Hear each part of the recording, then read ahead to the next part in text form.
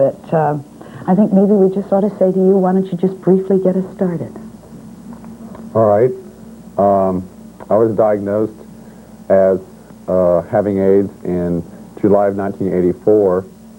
Prior to that, I had a couple of months of just mild symptoms that I did not at that time equate to AIDS at all.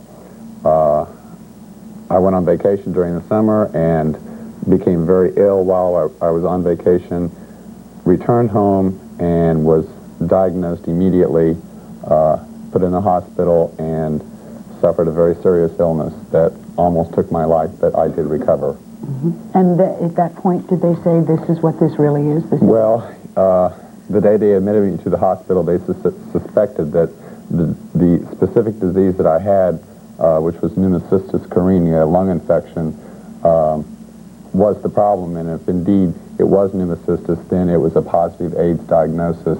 And then the next day, after an open lung biopsy, they confirmed that it was AIDS. Definitely. Who told you? 2 doctors in the presence of my partner. All right. You were in the hospital, in the room. They come in. How did they say something? I hate to be that nosy, Jamie. Well, it was new to the doctors. I was in somewhat of a state of shock. Mm-hmm. So therefore, I don't know how the doctors handle telling other people they have other types of terminal illnesses, but it was just a very blunt one-sentence statement. When you're in the room and your lover is there and the doctor says you have AIDS. Yes, he said it's a positive confirmation. You have pneumocystis carinii, therefore you have AIDS. What happened in your head? What does that feel like? I remember what I said to the doctor at the time. I just said, that absolutely can't be. I'm one of the good guys. You know, I don't fit the mold because I've been in a monogamous relationship. So I really feel like mentally and emotionally I lapsed into a state of shock for a period of time that lasted for quite a few months. As a matter of fact, denial, total denial. Jamie, the first thing when it settles down, where did you get AIDS? You must then say who. I can only assume. There is no possible way of telling for sure, but I had a boyfriend that I saw for 2 years. He was my mentor. He was older than I. When I first fell out of the closet, he showed me what gay life was all about. And were you very promiscuous? Were there a lot of No, not at all. I was not promiscuous at all. But my friend was much more promiscuous than I, and he had much more money, therefore he did much more traveling to San Francisco, New York, Los Angeles, what have you. And he died of AIDS in 1983. So I can only assume that I contracted it from him, but there's a possibility that I did not. Were you angry with him? Yes, for a long time, but that kind of went away. When he contacted AIDS, didn't you immediately think, oh my goodness, I didn't know he had AIDS until he died. Somebody called me on the phone and just said, you know, he died, and I said, why did he die? He was only 38 years old, and they said he died of AIDS. And then it started going through my mind, oh my God, you know, it's going to happen to me. I know it's going to happen to me because my life's been rotten, and I was just really down on myself. But 3 years went by before my diagnosis, and I felt relatively safe. That the time period, the time element was in my favor. So I kind of put it aside again and didn't really think about it, and so that it still hit me with full force. Jamie, you are now with a lover that you've been with for how long? Almost 5 years. He was the one in the room with you when you were told? Yes, he was. And was there a thought that, wow, this man's going to leave me? Yes, and that's a very difficult and a very sad thing to analyze. My lover is not real verbal about his emotions. He is the type of person who holds things in. I have to pull everything out of him, and we've been through nearly 2 years of this now, which actually is longer than I had expected. I had not expected to live this long because of the average AIDS patient lives for 2 years. I thought I would be gone before now. This is a very difficult question to ask, and I hope that I do it in an all right way and that you're not insulted. Just relax. Okay. If you're living with somebody and they have been diagnosed as having AIDS, there's a tendency to want to run for the hills. There's also a tendency not to ever want to have sex with that person again. So I guess that you know what I'm asking. After my period of recuperation, it took me about 3 months to recuperate from the initial illness, the pneumocystis. I recuperated at home. Michael took excellent care of me. We did not tell any of our friends at that time. When we got together, we knew that what we had together was genuine, and I began to trust him more and more. He is a very special kind of person, and he vowed and he promised never to leave me. He would see me through this till the very end. And I have learned to depend upon him, which is no.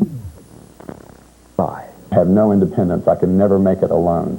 If it was not for Michael, I probably would not be here, speaking and being alive and having this opportunity. Do you discuss his fear? Yes, I try to, but like I said, it's like pulling eye teeth. I have to sit him down and pull it out of him. But he does have his own fears. He doesn't want me to die, and he still goes through denial of his own, still, even 2 years later. Is he not terrified? Are you still having sex? Sex has become a very non-important aspect of our relationship. Our relationship was never built on sex per se. It was more of an emotional attachment that we had to one another. So it was hard to adjust to not having sex. To be perfectly honest with you, I've probably had sex twice in the last 8 months. So basically, you can say that we really don't have much of a sex life, and when we do have sex, we have to practice safe sex techniques, which kind of take away the abandon. Yeah, the mere presence of the disease itself makes things tense. You have to be so careful. Plus, I physically don't feel well. I'm tired a lot. I'm debilitated. I've lost 30 pounds. I start going downhill about 4 o'clock in the afternoon, and by 10 o'clock at night, when it's time to go to bed, I'm too tired to have sex. And he understands that. He's very understanding. Jamie, who did you tell when you decided to tell people? Family? Did you tell your family? I told my family last. Why? Because my family and I have never had a stable relationship. It's been a real off and on relationship. Their ideas and ideals are much different than mine. I was always kind of the black sheep of the family. My mother always knew I was different. I'm from a small town, was raised in a Christian home, etc., etc. First, I told the best of my friends, the people that I knew that would not reject me. After I got over that of telling my good friends, then I started one at a time telling everybody that we knew. And we have a lot of friends, a lot of good, loving friends. Did people reject you? No. No surprises? No, I think people went into shock, and they started treating me with a lot of pity, and for a period of time that happens. Now, 2 years later, we joke about it. Hey, you still alive? Yeah, you still around? Yeah. And I drop jokes about death just to keep it in the foreground, so that my friends, I have always felt like it's been my responsibility not only to prepare myself for my imminent death, but also to prepare the ones that I love for my death. That way it will be much easier for them. I want to talk to you about the family and the Christian attitude toward what you're going through, and also things that, Jamie, I want you to tell us things you want us to know, okay, when we return. I would think that among the things that are, since you told your family last, that must have been something that you were afraid of, right? Yes, I was, very much so.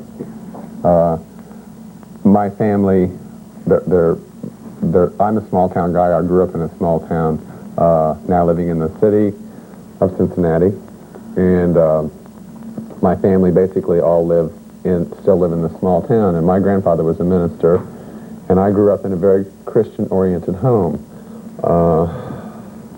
There's a lot of contradictions about Christianity and homosexuality, and now that the AIDS issue has arisen in our society, there's even more controversy.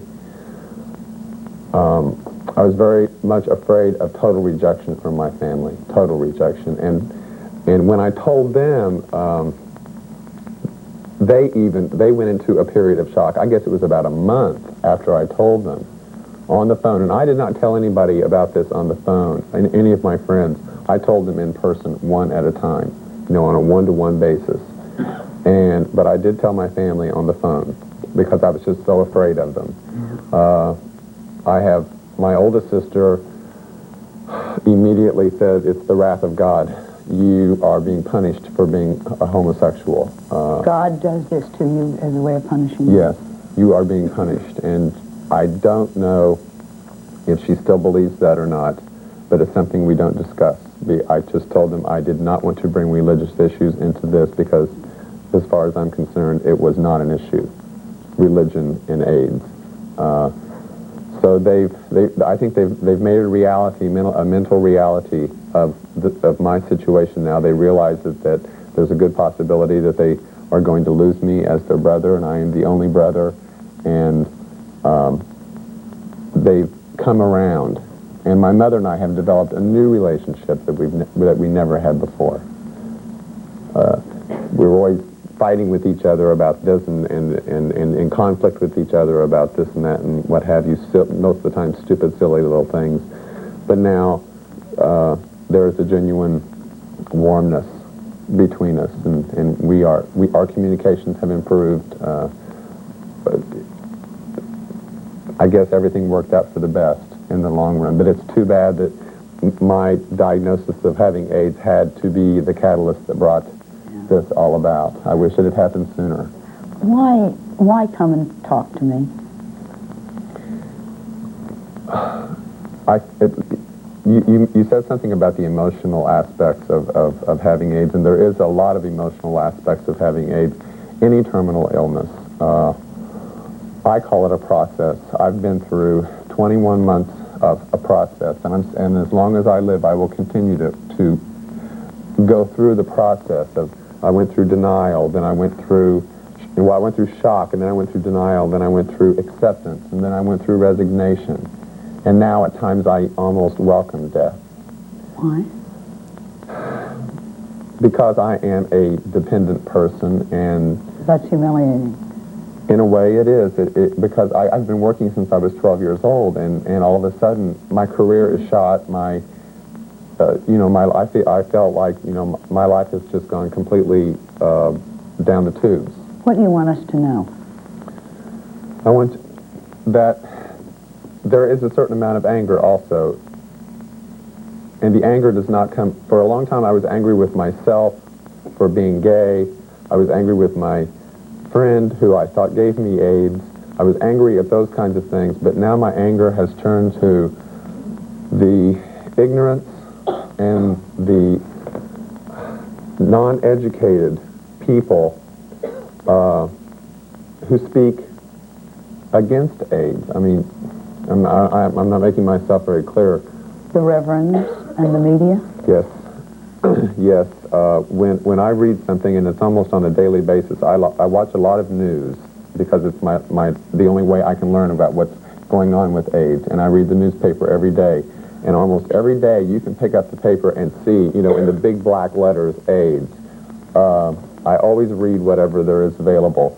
And when William F. Buckley comes out and says all gay people should be quarantined, and Falwell says all gay people should be quarantined, and even in my own city, one of our council members proposed that all gay people be quarantined and that all the gay people that worked at the health department should be fired because they might spread AIDS. To me, that is medieval ignorance.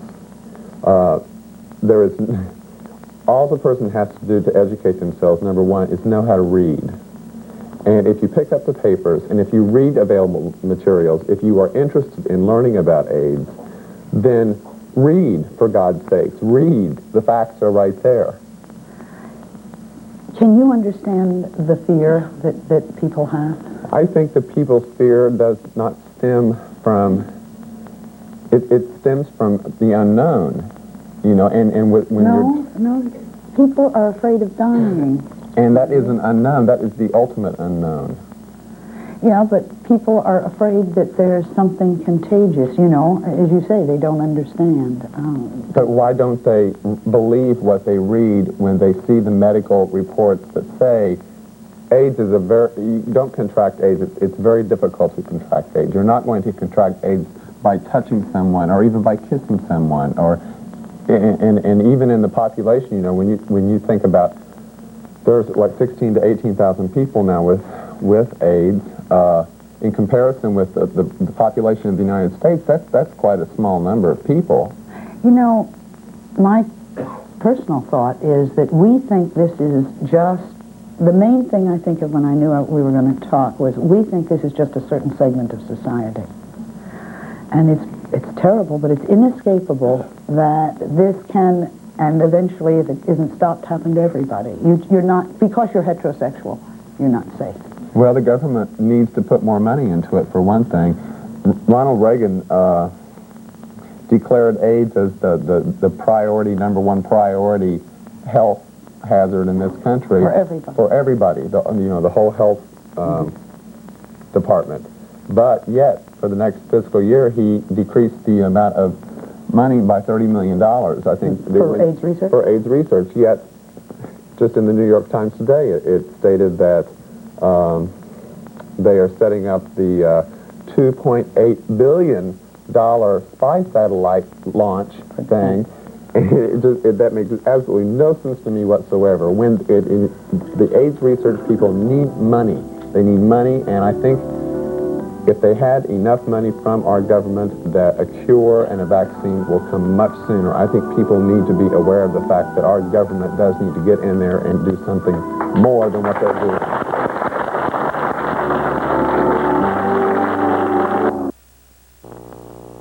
We were going to go in the audience the way we usually do in our show, but we asked the audience, and they said, no, why don't you sit and talk to Jamie about what's going to come. What's the future? I'm trying at this point to be as happy and calm about everything as I can. I want to die a dignified death. I do hold a small amount of hope for medical science, but from what I read and from what is happening at the present time, there is not a lot of hope for a vaccine, nothing less a cure. So at this time, I'm just kind of hanging in there, enjoying my life, doing some light publicity for the cause of AIDS, and which has given me a new purpose, and I am prepared for my death. I can honestly and openly look at you in the eyes and tell you that I am prepared. Everything is in order, and I feel comfortable. I've been very fortunate not to have a major illness. I've had some minor illnesses. But for the future, you know, I could live another couple of weeks. I could live for another year. I could live possibly more. But unless there is a vaccine or a cure, or unless there is a cure at this point, then I won't live. And I have accepted that. And those are the bare facts. When you get down to the bottom line, those are the facts. Jamie, we're fighters. For you? We're all fighters. We have that instinct. Okay, so I don't want to hear that.